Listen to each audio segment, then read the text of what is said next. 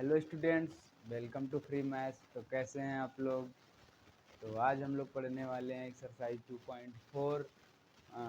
2.4 हमने पढ़ चुका है, अभी हमने उसका वीडियो भी अपलोड कर दिया है।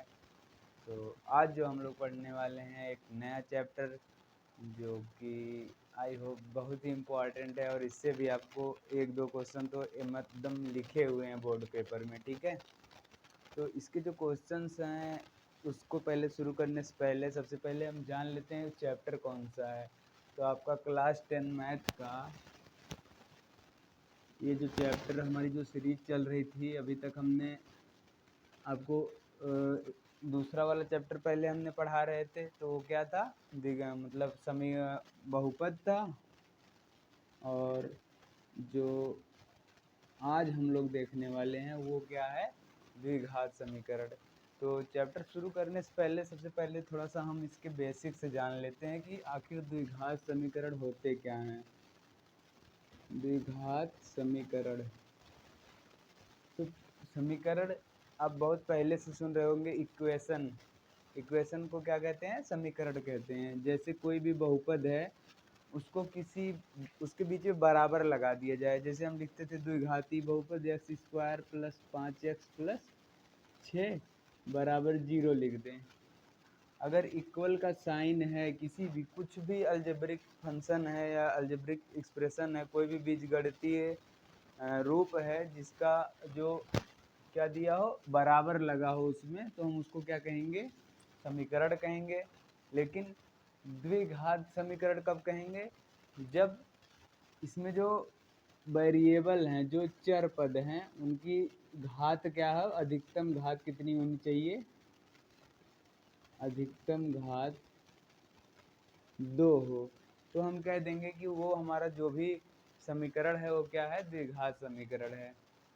जैसे कि ये एक है, अगर हम आपसे कह दें एक और, मान लो x² + 3 बराबर 0, तो ये क्या है? द्विघात समीकरण। तो ये भी है द्विघात समीकरण। क्यों है? क्योंकि इसमें जो सबसे बड़ी घात है वो क्या है? 2 है। तो जैसा कि हम ये पहले भी बता चुके हैं कि जो भी हम वीडियो बनाते हैं उसका जो भी टॉपिक स्टार्ट करते हैं, तो हम पहले ऐसा नहीं है कि आपको बहुत ज़्यादा डीप में जाएंगे। हम आपको बस जो चीज़ें आपके लिए यूजफुल हैं हम उनको ही बताते हैं, और जो भी नए नए नियम आते हैं आपके क्वेश्चंस में उसको हम साथ में ही बताते चलते हैं। तो उसी सीरीज में हमने आज क्या देखना है? द्वितीय समीकरण है। और जो कि एक्सरसाइज 4.1 का पहला क्वेश्चन सबसे पहले हम देखेंगे। हमने जान लिया कि द्विघात समीकरण होते क्या हैं, और अब इसके बाद हम एक्सरसाइज 2.1 आज स्टार्ट कर रहे हैं। इसमें जो हमारा पहला क्वेश्चन है वो क्या कह रहा है कि जांच कीजिए, जो भी दिए गए हैं जांच कीजिए कि क्या निम्न द्विघात समीकरण हैं, ये हमको जांच करना है। जो भी ये सब दिए हैं, 5 क्वेश्चन आपके हैं पहले क्वेश्चन में। पहले क्वेश्चन के अंदर 5 क्वेश्चन है, जिसमें हमको बताना क्या है कि जो भी दिया है एक्सप्रेशन, जो भी अलजेब्रिक एक्सप्रेशन है, ये क्या है? द्विघात समीकरण है कि नहीं है, ठीक है। अब सबसे पहले इसको हम चेक कैसे करेंगे, और अब हम पहला क्वेश्चन देखते हैं। जैसे पहला दिया है, एक चीज़ तो आपको क्लियर हो गया, द्विघात समीकरण कब कहेंगे? जब दिए गए समीकरण में उस चर की सबसे बड़ी घात 2 हो, तो हम कहेंगे वो हमारा क्या है? द्विघात समीकरण है। जैसे अभी हमने बताया, अब हम पहला क्वेश्चन देख लेते हैं कैसे करेंगे। x+1 का होल स्क्वायर 2x सबसे बड़ी घात 2 हो, उसके अलावा कुछ भी ना हो, खाली हम x² बराबर 0 कह दें, ये भी द्विघात समीकरण है, ठीक है। तो इसमें आप लोग को कोई डाउट नहीं होगा, आई होप। अब हम क्वेश्चन में देखते हैं। जैसे ये दिया क्या है, देखो x+1 का होल स्क्वायर बराबर 2 ब्रैकेट में x-3। तो इसके बाद ये क्या है? अब इसके लिए हम पहले a + b का होल स्क्वायर का फार्मूला लगा लेंगे। और जो फार्मूला क्या होता है? ये होता है a² + 2ab + b², ठीक है।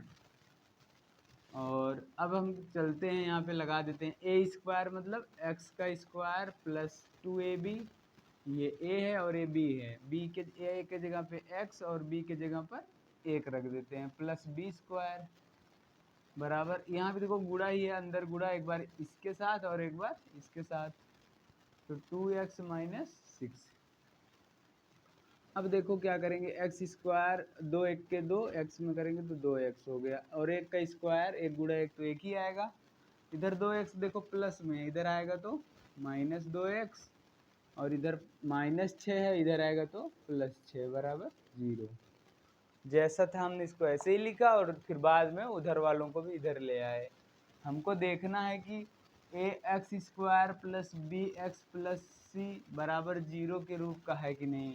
अगर इस रूप का होगा तो हम कह देंगे वो क्या है, द्विघात समीकरण है। ठीक है, द्विघात समीकरण। ये चीज़ें आपको देखी लग रही होंगी, कहाँ पे देखी है, बहुपद में हमने पढ़ाया था। बहुपद में क्या होता था, जो द्विघात बहुपद होते हैं उनका जो रूप होता है, जो व्यापक रूप है ना, एक इसको कह सकते हैं जनरल फार्मूला या जनरल रूप है ना, इसको हम व्यापक रूप हिंदी में बोलेंगे, व्यापक रूप। ठीक है, जब इस रूप का अगर ये आ जाएगा तो हम कह देंगे कि हाँ ठीक है ये हमारा है बहुपद।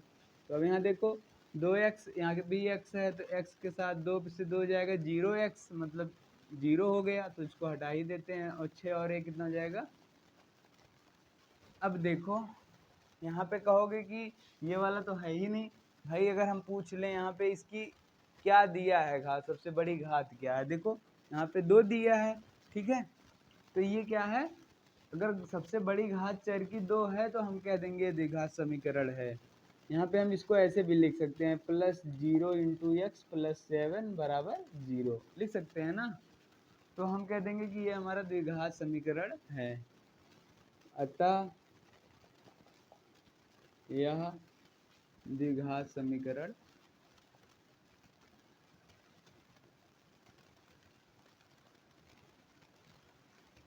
है। ठीक है, तो अब हम क्वेश्चन नंबर 2 देख लेते हैं, जो कि हमारा दिया गया है क्या है, यहाँ पे देखो लिख लेते हैं दूसरा, एक्स स्क्वायर माइनस 2x बराबर माइनस 2, एक ब्रैकेट में 3 माइनस एक्स। ठीक है, ये तो सही है चीज़ें, इनको हम अंदर गुणा कर सकते हैं तभी हम इधर ला पाएंगे ना 2x।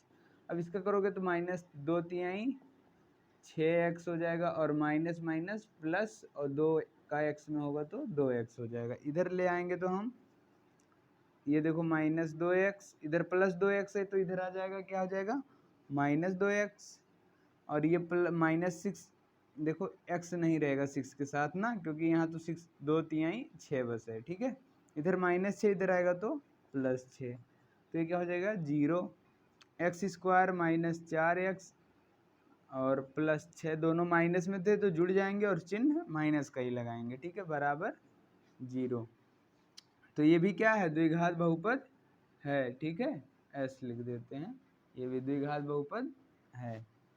ऐसे ही अच्छा, अगर कोई पूछ ले क्यों है तो कह दोगे क्योंकि इस रूप का है, इसका जो a x square plus b x plus c के रूप का है, अतः हम कह सकते हैं कि दिया गया जो बहुपद है ये द्विघात समीकरण है। ठीक है, अब हम अगला देख लेते हैं, क्वेश्चन नंबर 3 क्या दिया है देखो। तो यहाँ पे देखो क्या आ जाएगा हमारा क्वेश्चन नंबर तीसरा जो है, ये दिया है x माइनस 2 एक ब्रैकेट में x प्लस 1 बराबर x माइनस 1 और x माइनस 3। ठीक है, यहाँ पे क्या है, कुछ नहीं तो गुणा दिया गया है, अंदर हम गुणा कर लेते हैं, तो सबसे पहले x का होगा और फिर एक बार फिर माइनस 2 का होगा। ठीक है, अगर कम समझ में आए तो हम ऐसा लिख सकते हैं, देखो x का गुणा करना है किसमें, इन दोनों में, और फिर माइनस 2 का भी गुणा करना है किसमें, उन दोनों में। ठीक है, थोड़ा सा हम ज़्यादा एक्सपैंड करके दिखा दे रहे हैं चीज़ों को ताकि आपको समझ में आ जाए। यहाँ भी एक बार x का गुणा होगा x माइनस 3 में, एक बार माइनस 1 का गुणा होगा x माइनस 3 में। ठीक है, अब x का अंदर गुणा कर लो, एक्स स्क्वायर x का 1 में गुणा होगा तो प्लस एक्स, माइनस 2 का x में होगा तो माइनस 2x, माइनस 2 का प्लस 1 में होगा तो माइनस प्लस माइनस 2 1 के 2, यहाँ पे करोगे तो x का x में होगा तो एक्स स्क्वायर, और x का माइनस 3 में होगा तो क्या हो जाएगा माइनस 3x, ठीक है। और इधर -1 का करेंगे तो अंदर का चिन्ह बदल जाएगा, +3 हो जाएगा। क्लियर है। अब यहाँ पे इम्प्लाइज लगा सकते हैं। अगर हम देखो, अगर आप ऐसे सोचते हो, पहले हम लोग करते थे बहुपद को तो बराबर बराबर करके लगाते थे ना, ऐसे बराबर बराबर करके। तो यहाँ पे थोड़ा सा बोर्ड में ध्यान रखना इम्प्लाइज लगाना, क्योंकि एक बराबर तो पहले से लगा है, तो इसमें हम क्या लगाएंगे, इम्प्लाइज लगाएंगे, ठीक है। या तो आप या करके लिखिएगा, या तो इससे अच्छा है बस इम्प्लाइज का सिंबल लगाओ और थोड़ी सी हैबिट डाल लीजिए, क्योंकि तभी आप लोग बोर्ड में ये सब चीज़ें कर पाएंगे। हम लोग को आदत नहीं रहती तो हम लोग नहीं कर पाते हैं, ठीक है। तो ये हो गया। अब देखो हम इसको इधर ले आते हैं, x²। अभी ये ध्यान रखो, अच्छा अगर नहीं समझ पा रहे हो तो ऐसे पहले इसको लिख लो पूरा जैसे दिया है, हमने लिख लिया। अब इनको इधर एक एक करके ले आओ। ये देखो प्लस में इधर आएगा तो माइनस, ये माइनस में तो इधर आएगा तो प्लस, ये माइनस में इधर आएगा तो प्लस, और ये प्लस में है तो इधर आएगा तो इतना, बराबर 0, ठीक है। अब देखो क्या आ जाएगा, x²। देखो यहाँ पे 1x² यहाँ भी है और यहाँ भी है। पहले चीज़ें ढूंढ लो कहाँ कहाँ पे हैं, ठीक है। तो सोचो 1 और इधर -1 है, एक में से एक जाएगा तो 0x² ना, मतलब ये है ही नहीं है, पद ही नहीं है, ख़त्म है, ठीक है। तो अब बचा क्या, अब देखो x यहाँ है, यहाँ पे -2 है और यहाँ पे +3x है, तो +3 और यहाँ पे +1, इन दोनों को हम जोड़ सकते हैं। 3 और 1 4x, -2x बचा है। और अभी देखो यहाँ पे -2 है और देखो यहाँ पे कितना है, एक और x भी बचा है ना। देखो हमने क्या किया, एक जोड़ा और 3x, 3 और 1 4x हुए, -2x। अभी एक और यहाँ पे x था, तो इनको जोड़ोगे तो कितना हो जाएगा, यहाँ पे 5x डायरेक्ट हो गया ना। तो -2 है यहाँ पे और ये -3 है, इनको ऐसे ही लिख देते हैं, बराबर 0। 5x में से 2x जाएगा तो 3x, -2 और -3 तो -5, जुड़ जाते हैं चिन्ह माइनस का, तो ये बराबर 0। क्या इसमें जो x की सबसे बड़ी घात है वो 0 है, मतलब 2 है कि नहीं है, ठीक है। अगर x की जो घात है वो कितनी होनी चाहिए, 2 होनी चाहिए, द्विघात। देखो द्विघात नाम से है ना, तो जिनकी द्विघात होगी तभी हम कहेंगे द्विघात समीकरण है, ठीक है ना। तो इसमें लिख देंगे समीकरण की घात क्या है, चूंकि समीकरण की घात 2 नहीं है, अतः दिया गया समीकरण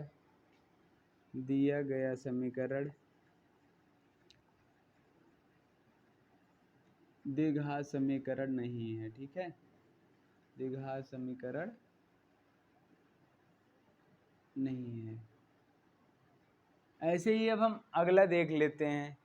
अगला क्या है हमारा, क्वेश्चन नंबर 4 है ना।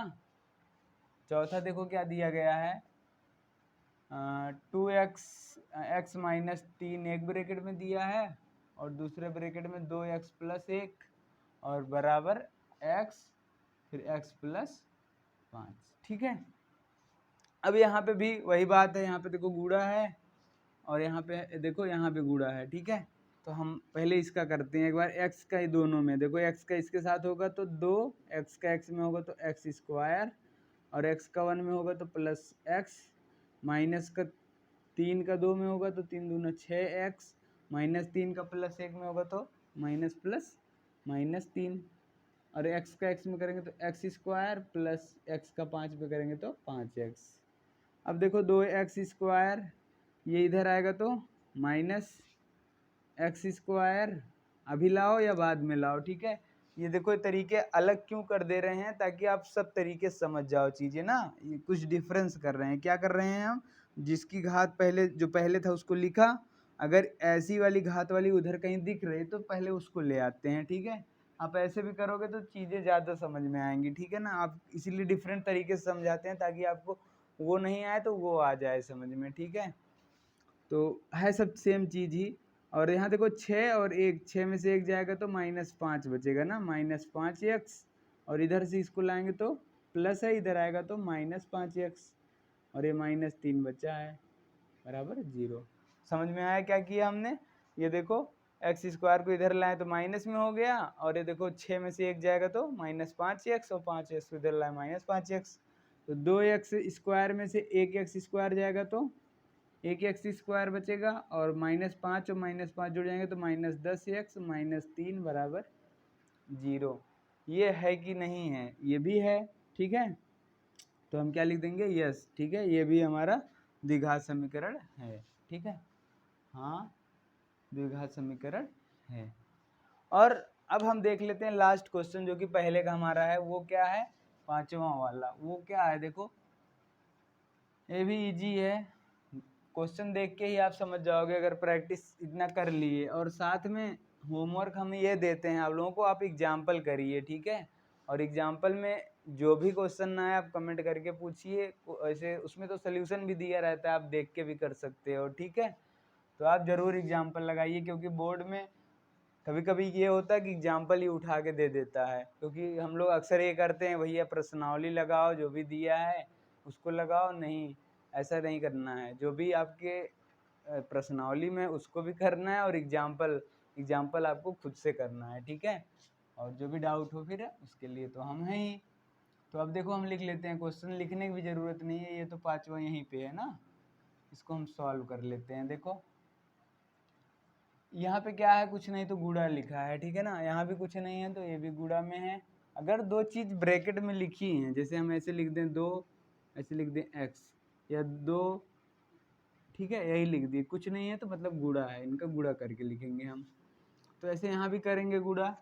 तो सोचो पहले हम इसको ऐसे ही रहने देते हैं, 2x माइनस 1। पहले हम 2 का गुणा इसमें अंदर कर लेते हैं, तो 2 का x में होगा तो 2x, और 2 का 3 में होगा तो -6, ठीक।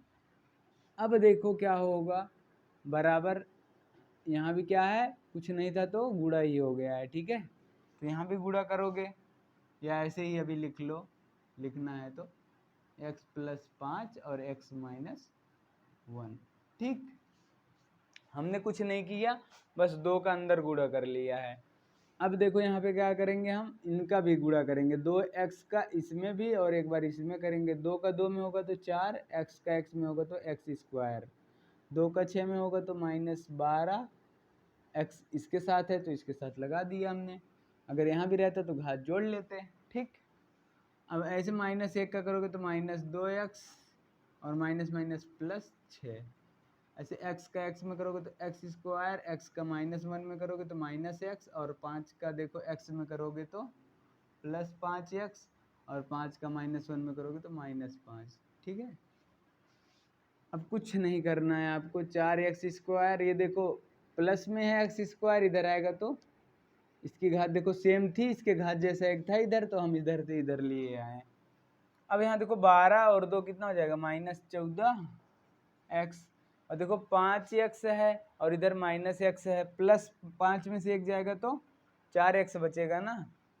चलो ठीक है, अभी वहीं पे लिख देते हैं हम, यहाँ 5 में से 1 जाएगा तो 4x बचा -5। अब इधर ले आते हैं, 4x स्क्वायर में से 1 जाएगा तो x स्क्वायर बचेगा, 3x स्क्वायर -14, इधर प्लस में इधर आएगा तो 14x - 4x, +6 और +5 बराबर 0। तो कितना आ जाएगा? 3x स्क्वायर -10x +6 5 11 बराबर 0। तो ये भी क्या है? द्विघात समीकरण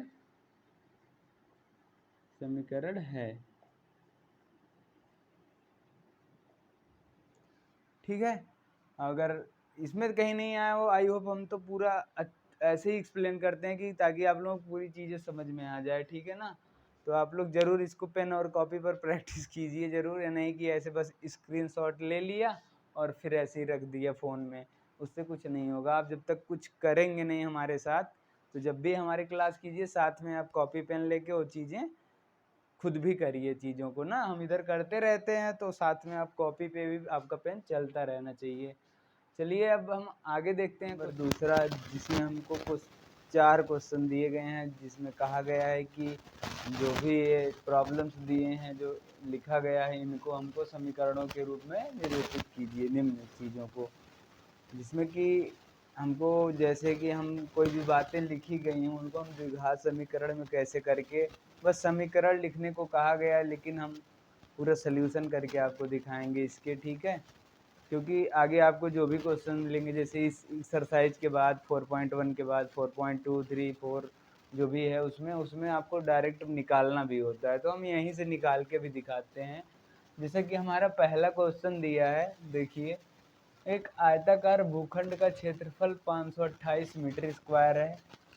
कोई आयताकार हमारा एक भूखंड है, ठीक है, एक आयताकार भूखंड है जिसका क्षेत्रफल कितना है 528 है, ठीक है। इसका क्षेत्रफल कितना है 528 है और कह रहा है कि क्षेत्र की लंबाई। अब ध्यान दीजिएगा जो भी ऐसे वर्ड प्रॉब्लम होते हैं जो कि हिंदी में लिखे रहते हैं उनको समीकरणों में करना होता है, ये आप लोगों के लिए बहुत टफ लगते होंगे ना। क्यों ऐसा क्यों लगता है? टफ नहीं है ये ना, अगर हम ध्यान से क्वेश्चन को पढ़ें तो हम आराम से कर सकते हैं। जैसे एक चीज़ दिया था हमने पहले डायग्राम से समझ रहे हैं, ठीक है, हम कुछ नहीं कर रहे हैं, हम अभी जो बेसिक कहा है वही कर रहे हैं। क्षेत्र की लंबाई, इस जो क्षेत्र की है इसकी लंबाई, मान लो ये लंबाई है और ये चौड़ाई है, ठीक है, ये चौड़ाई है और ये क्या है हमारा, ये मान लेते हैं लंबाई। तो कह रहा है कि लंबाई जो है चौड़ाई के दोगुने से एक अधिक है। ये जो लंबाई है इसके चौड़ाई के दोगुने से, दोगुना मतलब दो से गुणा एक अधिक है, ठीक है। तो कहा है तो हमें भूखंड की लंबाई और चौड़ाई ज्ञात करनी है, इसके लिए हमको द्विघात समीकरण बनाना है। अब सोचो हम क्या किसको x मान लें, अगर हम चौड़ाई को x मानते हैं तो लंबाई हमको अपने आप मिल जाएगा ना। तो लिख लोगे माना आयताकार भूखंड की लंबाई बराबर x मान लेते हैं, ठीक है। आयताकार भूखंड की लंबाई x है तो इसकी चौड़ाई क्या होगी, चौड़ाई कहा है कि दोगुने से लंबाई जो है, लंबाई नहीं हमको यहाँ पे चौड़ाई मानना है, ठीक है ना, क्योंकि लंबाई जो का है लंबाई दोगुने से एक अधिक है, ठीक है। तो यहाँ पे लंबाई जो हो जाएगा वो क्या हो जाएगा, लंबाई, लंबाई जो है देखो कहा है लंबाई चौड़ाई के दोगुने से एक अधिक है। दो गुणे चौड़ाई, चौड़ाई मतलब x माने हैं और इससे एक अधिक है, इसको हम क्या लिख सकते हैं, लंबाई मतलब 2x प्लस 1। तो ये तो हमको चौड़ाई लंबाई मिल गई और ये चौड़ाई मिल गई। हमको दिया और क्या है, तीन चीज़ें आपको दी रहेंगी, ठीक है ना। जैसे कि तीसरी बात ये कहा है कि इनका क्षेत्रफल जो है, मतलब इस आयत का क्षेत्रफल, आयताकार मैदान का क्षेत्रफल कितना दिया है, क्षेत्रफल बराबर दिया है 528 मीटर स्क्वायर, ठीक है। तो आयत का क्षेत्रफल जो होता है वो क्या होता है, लंबाई गुणा चौड़ाई होता है, बराबर 528 लिख देते हैं। लंबाई की जगह लंबाई लिख लो, 2 गुणा x को हम लिख सकते हैं 2x प्लस 1, मतलब ये तो ठीक है 2x प्लस 1। तो चौड़ाई कितना है, लंबाई 2x प्लस 1 है और चौड़ाई हमारा क्या है x है, ये बराबर हो गया 528 के। लंबाई गुणा चौड़ाई हमने कर लिया।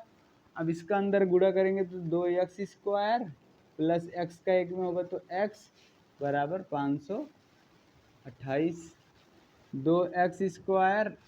अब देखो अब यहाँ पे क्या होगा, x तो ठीक है, इधर 528 को इधर ले आते हैं, ये प्लस में इधर आएगा तो माइनस 528 बराबर।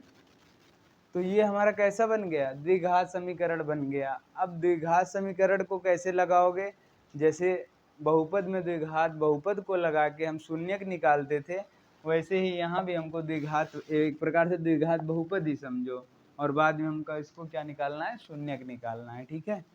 तो अभी अगर आपने वो नहीं देखा है तो पहले जाके वो देख लीजिए कैसे निकालते हैं, ठीक ना, क्योंकि ये बहुपद के बाद ही हमको ये पढ़ना होता है चैप्टर ना, क्योंकि बहुपद हमारा दूसरा चैप्टर है और ये कौन सा है, चौथा चैप्टर है, ठीक है। इसीलिए हमने पहले बहुपद आपको पढ़ा दिया था। तो इसका गुणनखंड कैसे करते हैं, इसका हम अगर कोई आगे संख्या दिया रहता है तो इसका पहले इसमें गुणा कर लेते हैं। 528 का 2 में करोगे तो 1056, 28 दूना 56, 5 दूना 10, ठीक है। अब क्या होगा, 1056 आना चाहिए गुणा करने पर, और घटाने पर क्या आना चाहिए, 1 आना चाहिए। ऐसी दो संख्याएं ढूंढो जिनको गुणा करने पे 1056 आए और 1 आए।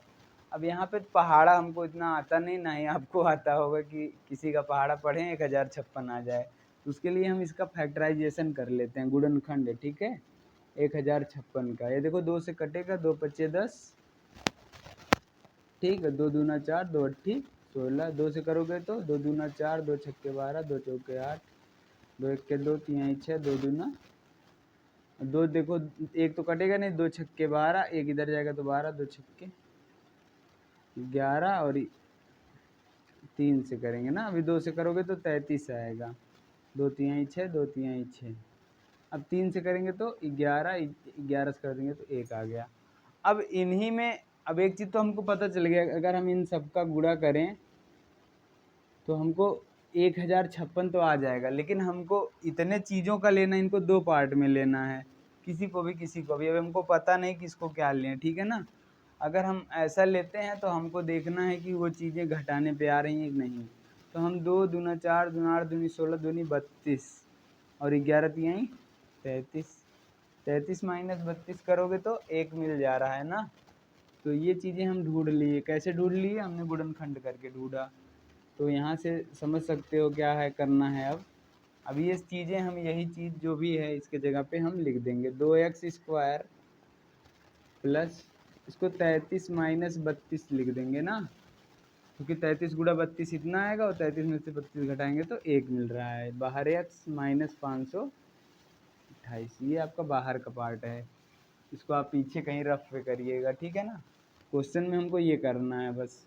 अब क्या करना है, देखो 2x², अब इसका अंदर हम x का गुणा कर देते हैं, 33x माइनस 32x माइनस 528। अब देखो यहाँ से कुछ कॉमन मिल रहा है, बस x कॉमन मिल रहा है, तो हम बचेगा क्या, 2x बचेगा, प्लस यहाँ से x बाहर ले लिए तो खाली 33 बचेगा। और यहाँ पे देखो अगर कुछ नहीं दिख रहा है तो समझ लो माइनस मिल रहा है ना, माइनस लेंगे तो ये प्लस में, क्योंकि दोनों ब्रैकेट में सेम चीज़ें आती हैं, तो हम 32 ले लेंगे, ठीक है। अब आपकी ये जिम्मेदारी है कि आप भाग करके देखो कि 528 में 32 से तो कितना आता है, तो देख लेना, 33 आएगा, ठीक है। हम कर दे रहे हैं, तो एक ब्रैकेट में हमारा क्या आ जाएगा, 2x प्लस, 1 सेकेंड रुक जाओ, 2x लाना है तो यहाँ पे 16 ही लेना पड़ेगा, ठीक है। 16 लोगे तो मिलेगा। देखो अगर हम 16 से 528 में भाग करते हैं तो क्या आएगा, तो देखो 16 तियाँ 48, 4, 16 तियाँ 48, ठीक है। ये हमारा कट जाएगा, तो मतलब कितना आ रहा है, 16 लेना पड़ेगा ना, इसीलिए यहाँ पे 2 मिल रहा है ना, सेम लाना है, इसलिए इसका आधा लेंगे तभी तो अंदर करेंगे तो 32 होगा, ठीक। तो ये बराबर 0 हो गया, बराबर 0 लिख लो भैया, ठीक। तो अभी देखो एक ब्रैकेट में हम 2x प्लस 33 कर देंगे, और एक ब्रैकेट में x माइनस 16। अब जो भी हमारा समीकरण है, किसी चीज़ की लंबाई है या चौड़ाई हो, क्या होता है, हमेशा प्लस में आता है ना, उसमें से पॉजिटिव होता है, निगेटिव तो हो नहीं सकता। उसके लिए हम क्या करेंगे, बस ये प्लस, जो प्लस में वैल्यू आएंगे उनको लेंगे। तो अगर हम यहाँ से एक देखें, एक हमारा क्या आ जाएगा, देखो 2x प्लस 33 बराबर 0, तो 2x बराबर माइनस 33, x बराबर माइनस 33 बटा, ये तो माइनस में आ रहा है, तो ये चीज़ें तो हम ले नहीं सकते, ठीक। तो अगर दूसरा वाला देखते हैं तो ये क्या आ जा रहा है, x बराबर 16 आ रहा है। तो ये हमारा क्या हो जाएगा, चौड़ाई हो जाएगा, चौड़ाई कितना हो जाएगा 16, और लंबाई कितना हो जाएगा, लंबाई 2 गुणा चौड़ाई है, 2 गुणे 16 प्लस 1। यहाँ देखो x की जगह पे हमने 16 रख दिया, 16 में 32 और 1 33 हो जाएगा, तो लंबाई बराबर कितना हो जाएगा। तो ये हमारे लंबाई और चौड़ाई दोनों हमने निकाल लिया। ये क्लियर है ना आप लोगों को। हमने बस सिंपली गुणनखंड किया है, और ज़्यादा ध्यान आपको यहीं से देना है, यहाँ से हमने सोल्यूशन इसका किया है, ठीक है। ऐसे ही इसका अब दूसरा क्वेश्चन देख लेते हैं। मैं इरेज नहीं कर रहा हूँ, इसलिए इधर जगह है तो हम इसको इधर पे कर देते हैं, ठीक है ना। दिया क्या है, दो क्रमागत धनात्मक पूर्णांकों का गुणनफल 306 है। अब ये समझो कि धनात्मक क्या होते हैं, मतलब धनात्मक पूर्णांक क्या है। क्रमागत वो भी कहा है, जो क्रमागत का मतलब है जो क्रम से आए, जैसे 2 3 4 5 8 10 8 9 10 11 कुछ भी हो सकता है। मतलब ऐसी दो चीज़ें हैं जो कि क्रम से आ रही हैं, उनका गुणा करने पर 306। अच्छा, क्रमागत चीज़ें बनती कैसे, जैसे हम लिख दिए 2 3, ये क्रमागत है ना। तो देखो एक तो ऐसे ही बना और एक ऐसा बना है, ठीक है। थोड़ा सा कॉन्सेप्ट समझ लेना, नहीं तो बस आप जहाँ भी देखोगे ऐसे लिख दिया गया, इसको x मान लो, इसको x+1 मान लो, तो चीज़ें हमको समझ में नहीं आती हैं। तो क्रमागत का मतलब क्या है कि जो क्रम से आ रही, मतलब एक एक बढ़ रही हैं। कोई भी क्रमागत लो, जैसे मान लो लिख लिए 95 लिख लिए, 96 लिख लिए, तो हमेशा जो अगला वाला रहेगा वो इससे एक ज़्यादा रहेगा ना। तो हम इसीलिए हम क्या इसको लिख सकते हैं, 95+1 लिख सकते हैं। तो अगर हम मान लेते हैं, माना पहली क्रमागत धनात्मक पूर्णांक सॉल्यूशन, ठीक है ना। पहली क्रमागत धनात्मक पूर्णांक क्या मान लेते हैं, बराबर x मान लेते हैं। तो दूसरी क्या होगी, उससे एक ज़्यादा होगी, तो दूसरी क्रमागत धनात्मक पूर्णांक क्या हो जाएगी, x+1 हो जाएगा। और जो प्रश्नानुसार जो कहा है हमसे, क्या कहा है कि इन दोनों का जो गुणनफल है वो क्या मिल रहा है, 306 आ रहा है। तो x गुणे x+1 बराबर 306, ठीक। तो अब यहाँ पे हम करेंगे तो x का x में करेंगे तो x², x का 1 में करेंगे तो प्लस x बराबर 306। अब इसको इधर ले आते हैं, माइनस में हो जाएगा x² प्लस x माइनस 306 बराबर 0। अब वही काम फिर करना है हमको, गुणनखंड करना है। ऐसी दो संख्याएं ढूंढनी है जिनको गुणा करने पे 306 आए और घटाने पर 1 आए। तो उसके लिए हमको फिर से गुणनखंड निकालना होगा। तो हम यहाँ पे निकाल लेते हैं 306 का। तो इसको 2 से करोगे, 2 1 के 2, 10 एक इधर गया 10 हो गया, 2 5 10 और 2 3 6, और एक इससे कटेगा, 3 से कटेगा कि नहीं, कट रहा है, तो 3 से कर लो। 3 5 15, 3 1 3, और अगर आगे करते हैं तो ये किससे कटेगा, 3 से फिर कटेगा, 3 1 3, इधर गया 21, 3 7 21 17। अब देखो 3 3 9 दूना 18, और ये 17 18 गुणा 17 306, 18 में से 17 घटाएंगे तो 1 आ गया, मिल गया चीज़ें। तो सिंपली आप वही कर लेना, यहाँ पे इम्प्लाई लगा लेना, ठीक है ना। x² प्लस 18 माइनस 17 बाहर x माइनस 306 बराबर 0। अब अंदर गुणा कर लेते हैं हम इसका, x का, 18x माइनस 17x और माइनस 306 बराबर 0। अब क्या करते हैं, हम यहाँ से कॉमन ले लेते हैं, कुछ नहीं तो x मिल रहा है, तो 2 था 1 बचेगा प्लस 18, और यहाँ से कुछ नहीं दिख रहा है तो 17 ले लो, क्योंकि देखो अब अंदर जो भी मिलना चाहिए x खाली अकेले मिलना चाहिए, ठीक है। तो यहाँ पे x माइनस बाहर लिए तो इसलिए अंदर का चिन्ह बदल जाएगा, प्लस हो गया। और 306 में अगर हम भाग करते हैं 17 से तो ये हमारा 18 आएगा, ठीक है। तो एक ब्रैकेट में हम लिख सकते हैं x प्लस 18, और एक ब्रैकेट में लिख सकते हैं x माइनस 17 बराबर 0। तो अगर इसको करोगे प्लस वाले को तो माइनस में आएगा, और हमको ऋणात्मक कोई भी संख्या लेनी नहीं, क्योंकि कहा है धनात्मक पूर्णांक। तो धनात्मक में ये वाला आएगा, x माइनस 17 बराबर 0, x बराबर 17। तो पहली धनात्मक पूर्णांक क्या हो गया, 17 पहली वाली, और दूसरी जो धनात्मक पूर्णांक क्रमागत संख्या हो गई वो क्या हो जाएगा, 17 प्लस 1 मतलब 18। तो ये दोनों हमारे क्या हो गए, आंसर। अतः दोनों क्रमागत पूर्णांक आप कह सकते हो, एक 17 होगा और एक 18 होगा। अभी इसके दो और क्वेश्चन है, तो चलिए अब हम आगे उसको देख लेते हैं। तो अब हम लोग देख लेते हैं क्वेश्चन नंबर जो कि बचा हुआ है इसका दूसरा, और दूसरे का तीसरा और चौथा बचा हुआ है, अब उसको हम चेक देख लेते हैं, ठीक है ना। क्या है, जो सबसे पहले इसका क्वेश्चन नंबर 2 का तीसरा देख लेते हैं। रोहन की माँ उससे 26 वर्ष बड़ी है। रोहन की जो माँ है रोहन से कितनी है, 26 वर्ष की बड़ी है। उसकी आयु का गुणनफल अब से 3 वर्ष पश्चात 360 हो जाएगी। हमें रोहन की वर्तमान आयु ज्ञात करनी है, ठीक है। क्वेश्चन आप 3 बार पढ़िएगा, ठीक है, लेकिन कहोगे कि सर आप तो अभी एक ही बार पढ़े हो, 2 ही बार, तो चलो अभी एक बार और पढ़ेंगे। ऐसा ना आप लोग परेशान होइए, जब तक समझ में नहीं आएगा आपको तब तक हम पढ़ेंगे, ठीक है। अगर फिर भी सुनना हो दोबारा तो पीछे कर लेना वीडियो थोड़ा सा। तो यहाँ पे देखो क्या दिया है, रोहन की माँ की आयु उससे 26 वर्ष बड़ी है। किससे, रोहन से। रोहन से उसके माँ की आयु बड़ी है 26 वर्ष। तो हम किसको मान ले, छोटा कौन है, रोहन है।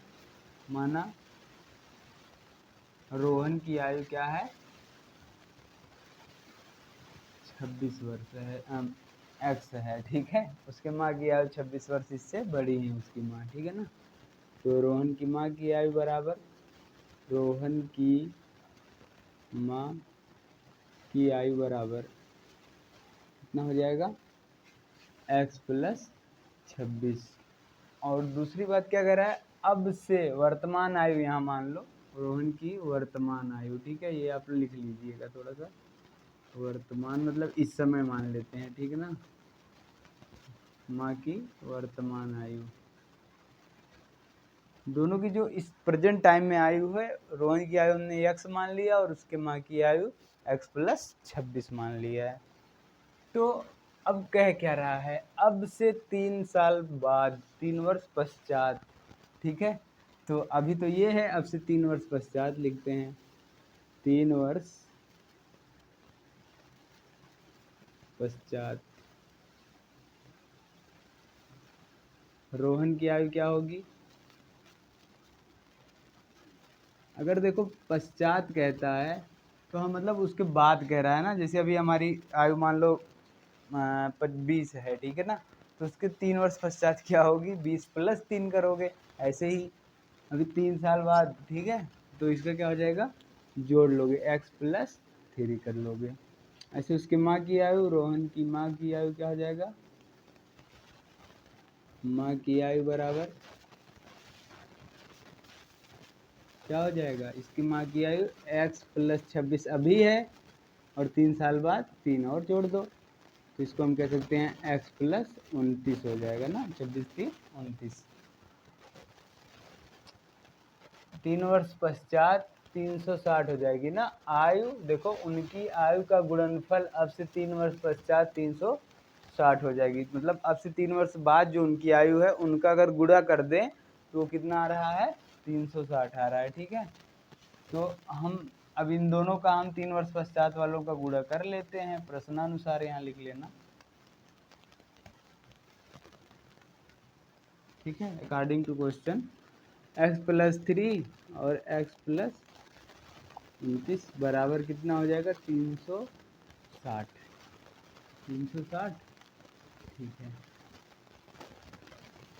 अब इनका अंदर गुणा कर लेते हैं, x का इसमें करेंगे एक बार तो एक्स स्क्वायर, एक्स का 29 में करेंगे तो 29x, और 3 का x में करेंगे तो 3x, और 3 का 29 में करेंगे तो 3 9 27 के साथ 3 दूना 6 2 8, ठीक है, बराबर 360।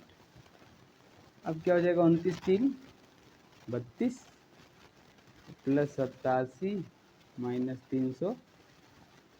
अब देखो 360 में 87 घटा लो तो इसको क्या लिख सकते हैं, 32x, देखो 10 में से 7 गए 3, और यहाँ पे कितना 15 में से 8 गया 7, 273 माइनस में, ठीक है। देख लो एक बार, 10 में 7 3, और फिर यहाँ 16 15 में से 8 गया 7, ठीक है। अब 273 का ऐसा गुणनखंड करना है ताकि घटाने पर 32 आ जाए और गुणा करने पर 273 आ जाए। तो 273 का फिर से गुणनखंड कर लो, 3 से 3 9 27, 3 1 के 3, 7 से कटेगा 7 1 के 7, 2 इधर गया 21, 7 3 के 21, 13 का अब सोचो गुणा करने पे कितना आना चाहिए हमको, 32 घटाने पर 32 लाना है। 13 तियाँ, अगर हम ऐसे करते 7 त्रिक 21, तो 21 में से 13 घटाएंगे तो 32 तो बचेगा नहीं। तो हम ऐसा भले कर सकते हैं, अगर हम पहले इन दोनों का गुणा कर लें, 13 तियाँ 39 में से 7 घटा दें तो 32 आ जाएगा। तो एक्स स्क्वायर प्लस 39 माइनस 7, बाहर एक्स माइनस 273 बराबर 0। अब क्या करना है, अंदर गुणा कर लो, plus 39x minus 7x minus 273 बराबर 0। अब यहाँ से देखो कॉमन ले लोगे, x से यहाँ से कॉमन होगा और फिर इनमें से -7, तो यहाँ पे कर लेते हैं, इसको इरेज कर देते हैं, ठीक है। तो x कॉमन ले लोगे तो क्या आ जाएगा, x बचेगा यहाँ पर, और यहाँ पर 39 प्लस x प्लस 39, और अगर उधर से हम क्या कॉमन लें, देखो यहाँ से, यहाँ देखो माइनस दोनों साइड है तो माइनस भी कॉमन लेंगे और 7 भी लेंगे, ठीक है। -7 कॉमन लेंगे तो x प्लस 39 बराबर 0। अब देखो दोनों ब्रैकेट में सेम आ गया, तो एक ब्रैकेट में x प्लस 39, एक ब्रैकेट में x माइनस। तो अब ये मत कह देना डायरेक्ट 39 लिख दें, हाँ 39 सही है। देखो ये प्लस में है तो ये माइनस में आएगा, x बराबर -39। अगर x माइनस 7 बराबर 0 करते तो x बराबर +7। तो ये वाला हमारा वैलिड है क्योंकि पॉजिटिव है, कोई किसी का उम्र निगेटिव थोड़ी नहीं जाएगा, ठीक है।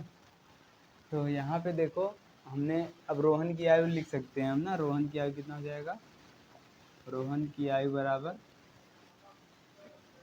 7 वर्ष, और रोहन की माँ की आयु बराबर, माँ की आयु बराबर कितना, x प्लस 26 है। तो x कितना है, 7 प्लस 26, 7 6 13, 33 वर्ष हो जाएगा, ठीक है ना। ये वर्तमान आयु पूछा था तो हमने वर्तमान वाले में रखा है, इसमें मत रख लेना, ठीक है ना, नहीं तो गलत हो जाएगा, ठीक है। तो वो क्यों, वो 3 साल बाद की आयु निकल के आएगा, ठीक है, गलत नहीं कह सकते। लेकिन हमसे पूछा क्या है वर्तमान आयु, तो ये हम ऐसा करेंगे। ये समझ में आ गया, ठीक। अब कौन सा हमको देखना है, अब देखना है इसका चौथा वाला क्वेश्चन जो कि लास्ट है। एक रेलगाड़ी, मैं थोड़ा सा पहले पढ़ लेता हूँ। एक रेलगाड़ी 360 किलोमीटर की दूरी समान चाल से तय करती है। यदि उसकी चाल 8 किलोमीटर पर घंटा कम होती है तो वह उसी दूरी को तय करने में 3 घंटे अधिक लेती है। पहले इसको हम रियल लाइफ में समझा देते हैं। जैसे तुम लोग स्कूल जाते होगे साइकिल से, अगर हम लोग क्या करते हैं, अगर हम लोग स्पीड ज़्यादा तेज़ चलाएंगे तो समय जाने में कम लगेगा, ठीक है। और एक चीज़ सुने होगे तुम लोग कि चाल बराबर क्या होता है, दूरी बटा समय, ये होता है ना। अगर मान लो दूरी कांस्टेंट रख दें हम, मान लो हमको घर से स्कूल हमारा है कितना, 10 किलोमीटर, ठीक है। तो समय का क्या प्रभाव पड़ेगा, चाल और समय में रिलेशन देखते हैं। ये कांस्टेंट है जिसको हम हटा देते हैं तो चाल क्या हो जाएगा, प्रोपोर्शनल हो जाएगा 1 बटे समय। इसी को कहते हैं इनवर्सली प्रोपोर्शनल, ठीक है। आगे पढ़ोगे, व्युत्क्रमानुपाती जिसको बोलते हैं, मतलब एक को बढ़ाने पर दूसरा घट जाए, या दूसरे को बढ़ाने पे पहला, मतलब पहले किसी को भी बढ़ाने पे दूसरा घट जाए तो उसको हम व्युत्क्रमानुपाती। और अगर दोनों साथ बढ़ रहे हैं तो हम क्या कहेंगे, वो अनुक्रमानुपाती होते। जैसे चाल प्रोपोर्शनल हो जाएगा दूरी के, अगर समय कांस्टेंट ले लें, ठीक है ना। अगर हम 10 की स्पीड में चल रहे हैं और समय कांस्टेंट मान लो 1 ले लें, 1 मिनट में या 1 घंटे में, उसी हिसाब से वो उतना दूरी हमारा बढ़ जाएगा। चाल बढ़ाओगे तो दूरी भी ज़्यादा हम कवर करते हैं ना। लेकिन ये कितना प्यारा चीज़ है, देखो इसको तुम लोग जब स्कूल में जाते हो तो अप्लाई करके सोचा करो, कितनी अच्छी चीज़ है। देखो कैसे, अगर हम लोग लेट हो रहे हैं, मान लो स्कूल जा रहे हैं, ठीक है, तो उसके लिए हम क्या करते हैं, अपनी साइकिल तेज़ी से भगाते हैं ना, हम अपनी चाल बढ़ा लेते हैं तो हमारा समय क्या होता है, कम लगता है। और अगर हमारे पास बहुत समय है, हम पहले ही निकल गए हैं घर से, तो क्या करते हैं, धीरे धीरे दोस्तों बात करते करते करते करते फिर हमको क्या लगता है वहाँ पे अगर चाल स्लो कर लिए तो समय बढ़ गया, समय ज़्यादा लगता है। ठीक है, वही बात यहाँ भी कह रहा है कि अगर रेलगाड़ी की जो चाल है वो क्या किया जाए, 8 घंटे 8 किलोमीटर पर घंटे कम कर दिया जाए स्पीड, तो समय ज़्यादा लगेगा। क्यों लगेगा, ये अभी हमने समझा दिया। तो अब इसको हम इरेज करके और उस पर ध्यान देते हैं, कंसंट्रेशन। ठीक है, ये इसको हमने इरेज कर दिया।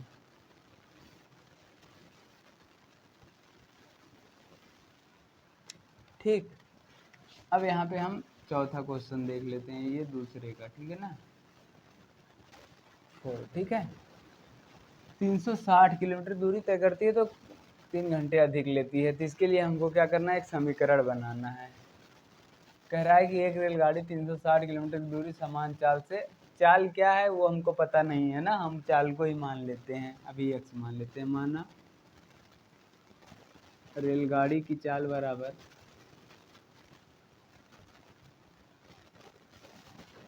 x है। ठीक है, इसकी चाल x मान लिया। तो अगर हम ये जानना चाहें कि इसको 360 किलोमीटर की दूरी चलने में कितना समय लग रहा है अभी, ठीक है, तो 360 किलोमीटर की दूरी रेलगाड़ी द्वारा, यहाँ से ऐसे लिखना, रेलगाड़ी द्वारा 360 किलोमीटर की दूरी तय करने में लगा समय बराबर, समय बराबर क्या होता है देखो फार्मूले से बताओ, जल्दी से कमेंट करके बताना आप लोग। ठीक है, समय बराबर, अगर इसको इधर ले आते तो चाल नीचे चली जाएगी, दूरी बटा चाल, दूरी बटा चाल हो गया। दूरी कितना है, 360 किलोमीटर की दूरी तय करनी है, 360, हमने चाल क्या माना है, x मान लिया है। ठीक है, अभी इतना समय लग रहा है इसको। अगर हम इसकी जो क्वेश्चन करा है, यदि रेलगाड़ी की चाल क्या कर दिया जाए, 8 किलोमीटर पर घंटा कम कर दिया जाए ना, की चाल 8 किलोमीटर पर आवर कम करने पर जो चाल होगी वो क्या होगी, कम मतलब घटाना, घटा दो चाल में से। अभी x है, अगर 8 किलोमीटर पर घंटा कम कर देते हैं तो क्या हो जाएगी, x माइनस 8 हो जाएगी नई चाल। तो अब तब इसको रेलगाड़ी द्वारा 360 किलोमीटर की दूरी तय करने में कितना समय लगेगा, वही दूरी बटा चाल, दूरी तो सेम है लेकिन चाल क्या हो गया, ये बदल गया, ये कितना हो गया, x माइनस 8 हो गया। अब जो क्वेश्चन कह रहा है कि अब जो ये नया समय लग रहा है, ये क्या कह रहा है, ये समय हमको क्या लगेगा, ज़्यादा लगेगा, इसको कितना 3 घंटे ज़्यादा लग रहा है। लेकिन हमको समीकरण में क्या लगाना होता है, हमको बराबर बनाना होता है, इधर वाला भी चीज़ें और इधर वाली चीज़ें बराबर करनी। प्रश्नानुसार 360 बटे x माइनस 8, ठीक है ना, इसको क्या, इसको 3 घंटा, इस समय में 3 घंटा ज़्यादा लग रहा है और ये समय क्या 3 घंटे कम है। तो या तो हम ऐसा कर दें, इसमें 3 घंटे जोड़ दें तो दोनों क्या हो जाएंगे, आपस में बराबर हो जाएंगे। ठीक है ना, तो हम इसके बराबर करने के लिए इसमें क्या करते हैं, पहले वाले समय में 3 घंटे जोड़ देते। अब ये भी समय बराबर है और ये भी समय बराबर है। ठीक है, यहाँ पे देखिएगा थोड़ा सा आप लोग करेक्शन कर लीजिएगा, ये जो दूरी दिया है 480 दिया है, ठीक है ना, 480, ठीक, ये भी 480 है, जितनी बचेगा 360 था तो यहाँ पे हम 480 कर लेते हैं। ठीक है ना, ये तो यदि रेलगाड़ी की चाल इतना कम करते हैं तो ये जो समय होगा क्या हो जाएगा, 480 बटा x माइनस 8। ठीक है, ये जो इक्वेशन बना है हमारा 480 480। ठीक, अब थोड़ा सा हम सिंप्लीफाई कर लेते हैं, x माइनस 8 और अगर 480 और इसका इधर करोगे तो 3x हो जाएगा बटा x हो जाएगा। ठीक है, यहाँ से देखो 3 हम कॉमन ले सकते हैं ना, 480 इधर लिख देते हैं अपान x माइनस 8 बराबर 3 कॉमन ले लिए तो 160 प्लस x हो जाएगा ना अपान x।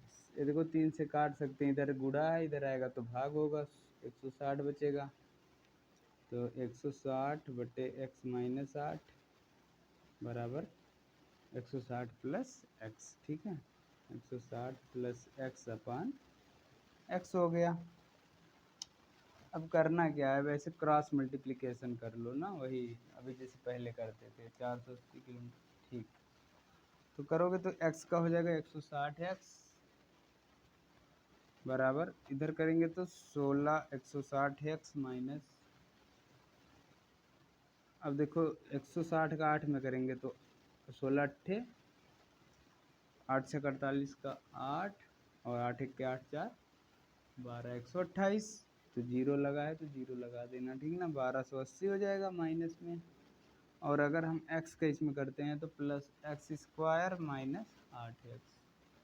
ये देखो 160 इधर प्लस में इधर आएगा तो माइनस, ये तो जीरो हो जाएंगे यहाँ पे, तो इसी को हम सही से लिख देते हैं x square minus 8x minus 1280 बराबर जीरो।